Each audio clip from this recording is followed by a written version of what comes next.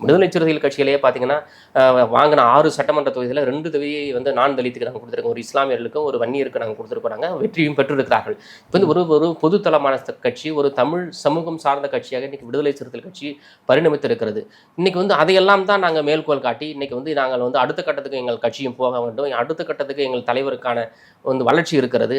இதையெல்லாம் ஒரு கூர்த்தீட்டி பார்த்து தான் இந்த 2026 சட்டமன்ற தேர்தல் இரட்டை இலக்கு வேண்டும், வேட்பாளர்களும் இங்கே நிறைய பேர் துணை பொதுச் செயலாளர்கள், அமைப்பு செயலாளர்கள் எல்லாம் வந்து ஏற்கனவே நின்னதை தாண்டி நாம் 30க்கும் மேற்பட்ட வந்து ஒரு தலைமை நிலையத்திலே அங்கீகாரம் பெற்ற பொறுப்பாளர்கள் இருக்கிறாங்க. அவருக்கு 4 பேருக்கு மட்டும் 6 பேருக்கு மட்டும் தான் போன சட்டமன்ற தேர்தலில் சீட்டு கொடுக்க முடிஞ்சது. அதையும் தாண்டி இன்றைக்கி வந்து அதிகப்படியான வேட்பாளர்கள் இன்றைக்கி நம்ம கட்சியில் இருக்கிறாங்க. அப்போ அவர்களுக்கெல்லாம் நமக்கு கொடுக்க வேண்டும், அவர்களையும் அங்கீகரிக்க வேண்டும் என்கிற அடிப்படையில் தான் எங்கள் தலைவர் வந்து இரட்டை இலக்கு உள்ள சீட்டு வேணும், எங்களுக்கான வந்து ஒரு அங்கீகாரமாக நாங்கள் பார்க்கிறோம். ஏன் இத்தனை ஆண்டு காலம் இந்த சமூகம் வந்து விழிப்படைந்ததற்கு, இந்த சமூகம் வந்து உங்களை வந்து நாங்கள் தூக்கி பிடித்ததற்கு எங்களுக்கு ஒரு அங்கீகாரமாக தர வேண்டும் என்ற அடிப்படையில் ஒரு கடைகோடி தொண்டனாக நாங்கள் அந்த கேள்வி எழுப்புகிறோம். இது வந்து தலைவர் வந்து முடிவு தான், அவருடைய முடிவு தான் இறுதி முடிவு.